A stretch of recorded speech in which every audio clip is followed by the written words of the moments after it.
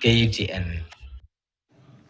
All right, we now want to delve into our conversation. The race for 2027 presidential election is slowly taking shape and battle lines have been drawn. We want to talk about all this. Political realignments, what does this mean going all the way to 2027? And joining me for this particular conversation, next to me is Maliba Arnold, public policy analyst, and Dr. Hesbon Wheeler, who is a media and political communication expert. Of course, we also expect Javas Bikambo, a policy and political analyst. Now, good evening, gentlemen, and thank you so much for making time. Before we even get to this conversation, yesterday we saw the launch of DAPK's new party headquarters, and a lot was said. So let's begin with that. Let's just listen into what happened, and then we continue. These men called a community that has pride, a community that's hardworking, that is rich. Watu wamesoma, he called all of us. Our bishops, our reverends, our pastors. Hata huyu Waititu. Na mimi Rigiji. He called all of us. Alikuwa anakuja, Padri Osho. Sasa amekuja kwenu, Musangarere. Mwimalamu. That is the same script. Nyinyi mkikubali, mutalia vile watu ya mlima wanalia. Now, why he's annoyed is because 47% of his support, 4 million votes, iko nje. Sasa anategemea ati Raila akienda huyu AU, he can transfer zile zake. Zile za Raila zilikuweko za Wiper, they are not there. Ile ya Mlembe is not there. Hii ya Kisii is not there. Huyu jamaa amekwama. Amekwama. And I can tell you, because I know him, he is cornered. Kazi yetu rahisi sana. All right, that is former Deputy President Rigathi Gachagua there. And he talked about a number of things, gentlemen. And you know, they say if you want to understand the palpitation of politics in this country, you must, go back in history. So let's do that. We're seeing leaders unite to ensure that President William Ruto is a one-term president. Question is, haven't we seen this before? Same script, perhaps different cast? Maliba, we can start with you. I don't think that in politics you see the same time. For me, politics is like a river. Whatever you see is water, yes, but that water is not the water you saw yesterday. So whereas water is flowing downstream, you might think that this is a river, it's the same thing, but you never touch the same water twice. What we see here is a team of people. We've never seen an impeached deputy president, for example, coalescing with other people and working around this thing. But for me, there are two things that happened yesterday in that particular gathering that are very important for me. Number one, I saw the former deputy president completely impeach the bottom-up economic transformation agenda. He impeached it because he literally uprooted the foundations upon which that plan hangs. You talk about health, you talk about affordable housing, agriculture. The core of that particular plan, he literally uprooted it. So for me, he impeached the plan. There is need of a serious response to that. And secondly, he raised the issue of state capture. Again, it's a big issue that came out of that. As much as there's humor, he spoke about those issues. So probably if we have got time, I'll actually demonstrate to you how I think that he impeached the plan. We have time. You can do it right now. Look at it. He says that the president spends a lot of time with people who are not the cabinet. Literally, he said that the whole plan that we have, the bottom-up economic plan, literally is a plan that is worked elsewhere and then only brought down to people to actually implement. That is heavy. So he impeaches the plan when he says that the affordable housing is not about houses, it's not even about jobs, it's actually about people who are selling material. So whether the houses will have uptake or not, the most important thing is that that is a serious allegation. Number two, he speaks about the Shah and she and then the people who are working around that. He speaks about Adani. He impeached that plan. And the truth is that State House, UDA and the people on the government side must come out to actually defend that. Otherwise, it looks like the plan as sold by the president is simply an offtake of other people's commercial interests that are actually happening in here. The other thing is actually state capture. That we have got some two people, I think he spoke about a guy called Adil and the other one, I think they're Jayesh, saying that they will spend with the president even 5 to hours. 6 hours, yes. And that he will wait outside. That is state capture, completely the way the Guptas had done in South Africa. If Parliament needs to actually redeem itself, Parliament really needs to take those allegations seriously, because we have got, he claims that we have got individuals who have got undue influence. They are controlling public policy, programs, and including the head of state actually running him and puppeteering him. That is a serious allegation that needs to actually be followed through by Parliament. So for me, those two things are major, and we cannot, as much as there was a little bit of humor, and by the way, I will say that the third thing, when I saw Rigiji speak about Musangal, he said it like a true lawyer, as in there was no, it's like he had rehearsed so well. Yeah. So for me, these two issues, an impeached plan and allegations of state capture. So as much as we laugh over it and we're talking about people coming together, as in if you look at, and probably that is why only the president is fluent in explaining and knows how to explain the better plan, other than the cabinet. It looks like it's made elsewhere and the cabinet is only made to actually adopt it. So those two things are major issues. By the way, it doesn't matter whether Rigiji is bitter or not. The allegations he makes are serious. It doesn't matter whether he is healing or not. Those allegations are grave. Yeah. So for me, that is my take home from yesterday's. The gathering part of it is common. It was a housewarming. UDA had put up a new headquarters, the way we call each other. So for me, that particular part of gathering really is not important for me. Okay. It was just a housewarming, but the allegations made in that particular party, for me, these two issues stand out. It's not the first time that we're seeing these leaders gather, though. Yeah. It has been talked ever since the impeachment of Rigathi Gachagua. They've been talking about forming alliances come to 2027, and we'll delve into that. But coming to you, Daktari, I mean, as he said, serious allegations were made. And Kenyans equally want to know. I mean, as much as, yes, we don't know if it's true or false. There's that saying, if a crocodile comes and tells you the hippo is sick, you should listen to him, because he's from that particular, same water. You see, I think it's fairly interesting what Rigiji has brought to the fore.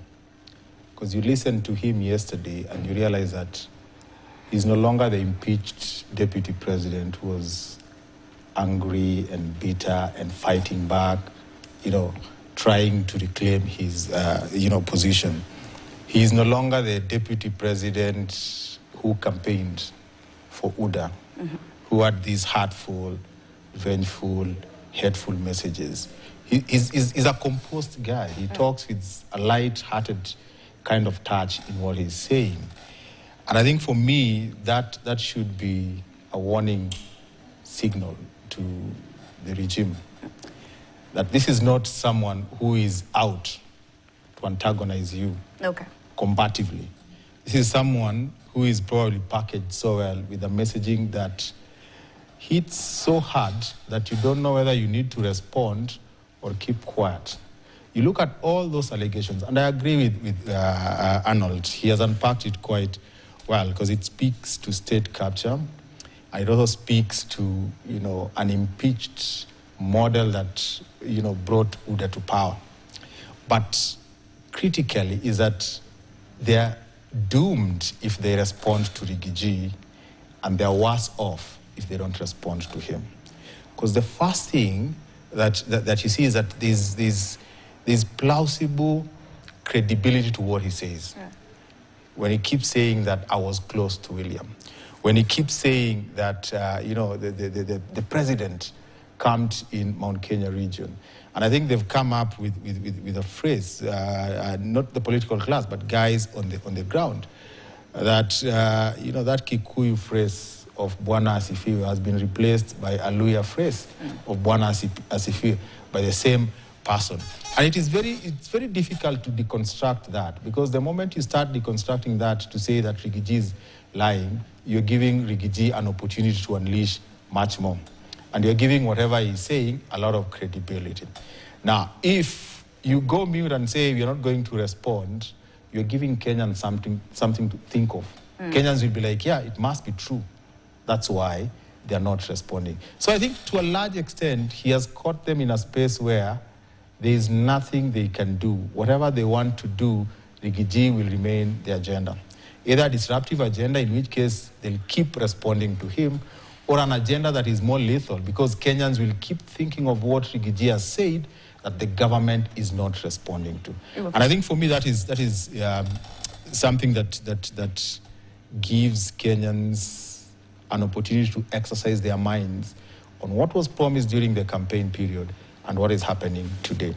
All right. Now, the other thing that happened in that space was the coming together of these political leaders. I don't think it's new. They'll always find an opportunity to meet and champion this thing of their coming together, but it doesn't say much about what will happen between now and 2027. We've seen leaders who've come together, promised to be on the ballot. None of them has ended up in the ballot. It happened in 2012, in the run-up to the 2013 general election. There was a grouping called the G7.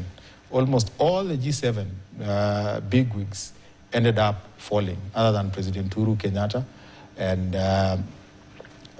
the Deputy President William Ruto, and probably Kalonzo Musyoka. The rest who are bubbling, they ended up nowhere. It's the same thing that I'm seeing in that group. All of them are probably just positioning themselves to sell themselves probably to the highest bidder.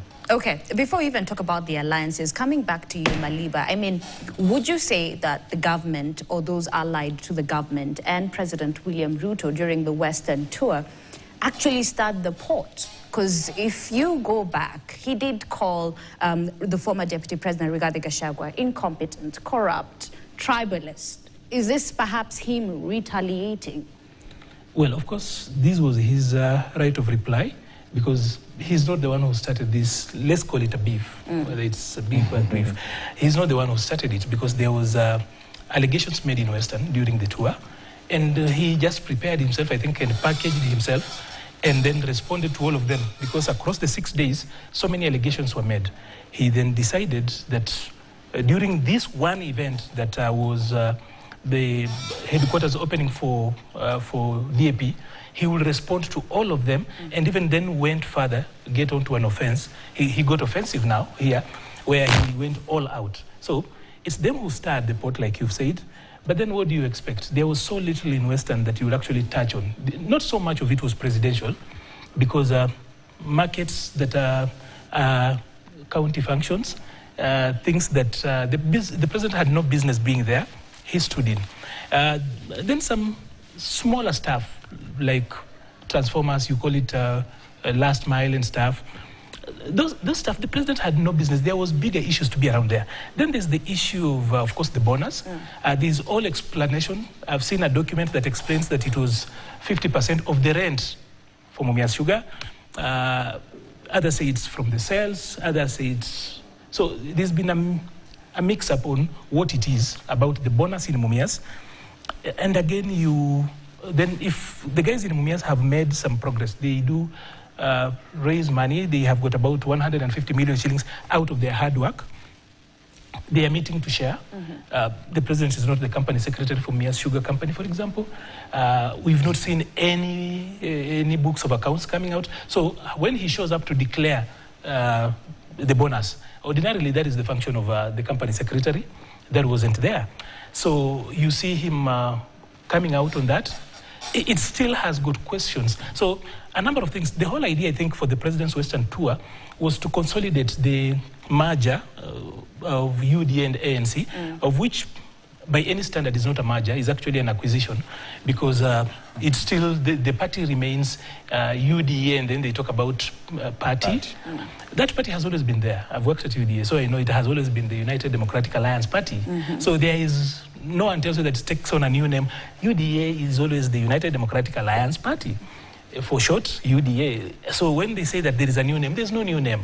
So probably they can bring in a handshake and the olive branches from, would they expect a new logo to come through? So the journey, or rather the tour in the West for me was largely a political tour that had little, it was symbolically the development part of it was symbolic. The real or the core of the journey, or rather the whole thing, was simply politics. Because do you think he was on a campaign mode? Because, definitely. Because you see, like the industrial park in Busia, Moses Kuria already launched the Nasewa Industrial Park. Then the president goes back there to do the same. So you realize there was a lot of repetition of what already had been done earlier. So the Western tour was political. It was a consolidation of the ANC and UDA coming together. I don't call it a merger. I look at it as an acquisition. UDA acquired ANC. So it was about that. It was to popularize that and probably try and consolidate Musalia Mudavadi and other Western Kenya leaders. It had very little to do with development. Okay. Because the people of Mumias had worked already. They had 150 million shillings in bonus, for example, wherever it came from, whether it is rent from Mumias Sugar Factory facility or it was sales, they already had that money. They did not need people to use millions of shillings to come and see them receive their money. As in, you've cooked food in your house.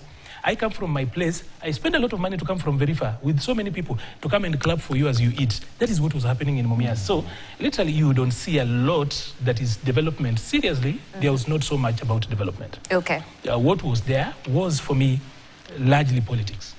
And politics, but even before we go to the Western politics, I mean, you've talked about the fact that ANC, it's not even a merger, it's an acquisition. That's how I look at it. Yes, Yeah. From where you sit. And Yes. coming to you, I mean, ANC is now, no, there's no ANC. There are those who will say, political brokers are going like now Ford Kenya, in Western, and DAPK, very little, or a number of parties in the Western region. But if you look at it from now critical point of view, there are those who are saying that it was a bad move for the Prime Cabinet Secretary. And it could even be worse for the Speaker, Moses Wetangula. I mean, ukiona cha mwenzako chanyolewa, chako kitie maji, that's what they say, right? Well, from what I see, I don't think it was a bad move for Musalia Mudavadi. Because, in the grand scheme of things, there's this belief, and I think it's a belief that probably has brought hook, line, and sinker, that with the loss of the mountain for President William Ruto, the Western Bloc is the next frontier. And therefore, what do? You position yourself. Now, you don't position yourself outside, the framework of power, which for many people in Kenya Kwanza believe is within UDA, And you'd want to be the first among equals. And therefore, for me, I look at it in terms of Musalia Mudavadi is positioning himself, thinking that you see that wild card that the president thinks he's going to have from the Western region is likely to be him. But let's not forget, this president. is the same Western region that elusive Mulembe unity. And I think I'll come back to that. Okay. So from his perception of where power resides and how he talked, saying that President William Ruto will win the second term, he will be in power until 2032, you can actually see someone who believes that the center of power is still going to be around UDA, and if you position yourself, you're likely to benefit in 2032, which is very unfortunate. And it is unfortunate because if you look at the political career of President William Ruto and the political careers of the Prime Cabinet Secretary, Musalia Mudavadi, William Ruto overtook him a long time ago. And in the succession matrix, there is no way in the wildest imagination a normal person would think that after President William Ruto, it's going to be someone who was way ahead of him and he overtook. So that is the miscalculation that I'm seeing. And I agree with you when you say that maybe Ford Kenya should be thinking, ukiona cha mwenzako chanyolewa, chako kitie maji. But I think he has already figured out and seen that this is not the best direction to go. And, silently, you can actually tell that this was not just a ploy to fold, ANC. It was a ploy to fold all the political parties that supported Kenya Kwanza. And there's a sense in which the Speaker of the National Assembly and his Ford Kenya have essentially rebutted any efforts to fold Ford Kenya. And it's credit to him, and it should be a worry to UDA, that we live in a multi-party democracy, and you'd want the identities of different political parties to represent the aspirations of as diverse array of people as we are in this country. But that in itself tells you that there are people who are within the power matrix, as it were, right now, but they also have a sense that this is a ship that could be sinking. And I think Moses Wetangula is one of them. So if you look at it, then the president does need Mount Kenya for, to some extent, yes or no? He does. I mean, for him to win. He does, yeah? I mean, this regime won the election by mopping the entire Mount Kenya together. Okay. Chipping in from, what Azimio got in the Western region, specifically in Bungoma, and creating a wave that hoodwinked a lot of Kenyans that the guys at the bottom of the pyramid will have a regime that will each and every day wake up to address their plight. Okay. 30 seconds before we take a break. No, I just wanted to say that Mount Kenya is 25% of the Kenyan population, and that a lot of times, when I talk about Mount Kenya, that is both east and west. When you put together, because they've been voting almost homogeneously as one unit, there's about 25%. The closest to that is actually, if you put Western and Nyanza together, the 14% point something plus 10-11% of Nyanza. When you bring together Luo Nyanza, that is, you have about 25% also. So you have to see how that is trying to play out. The problem is that in the West, that doesn't always. It's the votes like the Obama coalition, they only belong to Raila. Like the Obama coalition type of voters, they only belong to Obama. They don't vote for somebody else. If he were to run today, they will vote for him. But in his absence, you will never see that coalition. Yeah. All right, we'll be coming back shortly with this conversation. Let's take a break.